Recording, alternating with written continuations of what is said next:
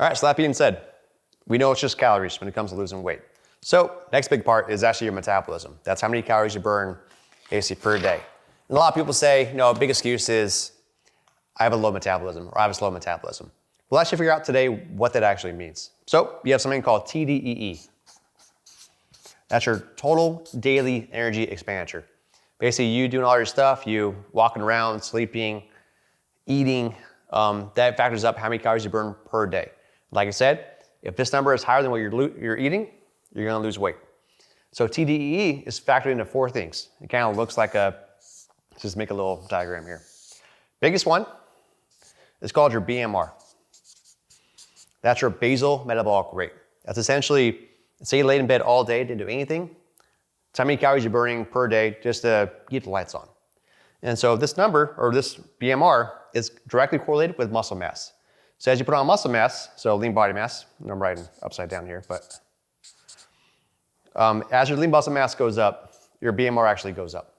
So muscle mass is very, very important when it comes to keeping a high metabolism and keeping everything going.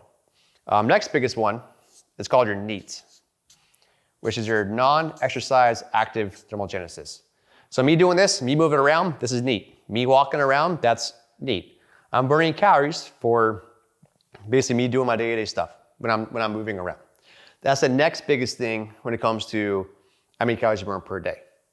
And so it's very important, if you're on a diet, you wanna move around. You wanna walk, you wanna stay active. Next biggest one, it's your active thermogenesis. That's, as you probably know, that's just you working out. So as you go work out, you're actually burning more calories from that. Then you actually have something called TEF, which is your thermogenic response of eating food. So believe it or not, when you eat food, you're burning calories to try to metabolize it, which protein, your body sucks at metabolizing. So what you want to do is you want to increase your protein. So that's going to help you increase or burn more calories by metabolizing it. That being said too, you stay full longer by doing it, on top of which it helps with supporting lean muscle mass building. So this is what happens when you are actually on a diet. All this makes up your TDEE, right? So your body doesn't want to burn calories. It wants to preserve it. It wants to basically preserve itself, get rid of muscle mass, and maintain body fat. So the way you want to increase this is increase your BMR, which means you want to increase your lean body mass. You want to move around more. You want to work out and eat more protein. Because what's going to happen is when you're on a diet, your body does a number of things to get the calorie burn back down. So BMR is the biggest one. So when you're on a diet, especially if you're not working out, your body generally goes catabolic, which means you're burning muscle mass for energy. So the one way your body conserves calories, burns muscle mass for energy, makes your BMR lower, right? Same thing, you have your NEAT. You probably noticed, you ever done a diet before, you probably get kind of sluggish, you get kind of tired, you actually move around less. So NEAT goes down. Same thing, you're really tired, you're really just, you don't have good workouts. I know for me when I'm on a diet, I'm not as strong as I usually am. Your amount of calories you burn during the activity goes down. Same thing, big one, you have hunger hormones, leptin and ghrelin. Basically, long story short, ghrelin basically makes you more hungry. So as you lose body fat, your body increases a hormone called ghrelin, makes you more hungry. So you actually kind of eat more food and snack more if you're on a diet. The other one, the counteracting one is called leptin.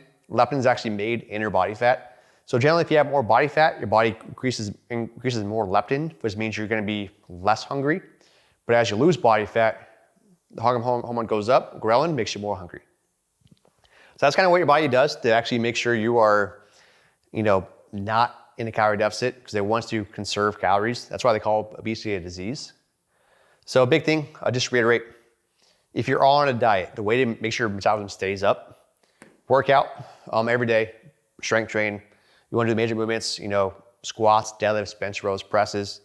Generally, the easiest way to think about it is you want to do like bodybuilding training. So doing like 3 to 4 sets of 10 at like a 6 out of 10 intensity for a lot of these major movements. That's going to be the best way for you to maintain muscle mass. But there's obviously a lot more nuance to it. I mean, as long as you're close to failure, you're going to be seeing progress. On top of that too, if you're pretty new with the gym, you can put on muscle mass anyways, even through a diet.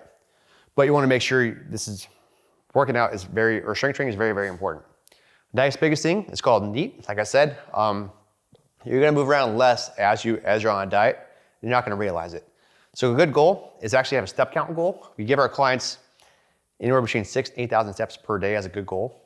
Because if you're not tracking it, you're gonna notice that number's actually gonna go down, okay? Same thing, you wanna just make sure you're working out. I know you're gonna be tired, I know you're gonna feel sluggish, just do it, okay? And make sure your protein is up. So here's the thing. So naturally, as you're on a calorie deficit, you're gonna be losing weight. You're gonna notice it's gonna get harder and harder basically to lose weight as you go. You might get to a point where you get stuck, you plateau.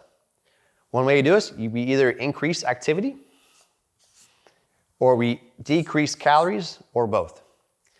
Same thing, if you can't do either one of those, you need to do a diet break. You need to basically relax, go to maintenance calories, chill a bit, sustain it, let your body catch back up and recover, and then go again.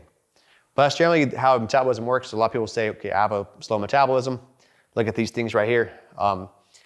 If they're a smaller person, yeah, they're gonna have a lower metabolism than someone who's bigger. Like for me, I'm 200 pounds, so I'm burning much more calories than someone who's 110 pounds soaking wet.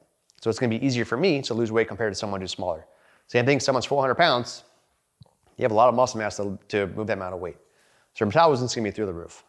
But you're probably not moving very much and you're probably eating very calorie dense foods.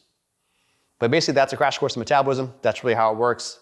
Any other stuff, I mean, a lot of nuance to it, but this is basically the bones of it.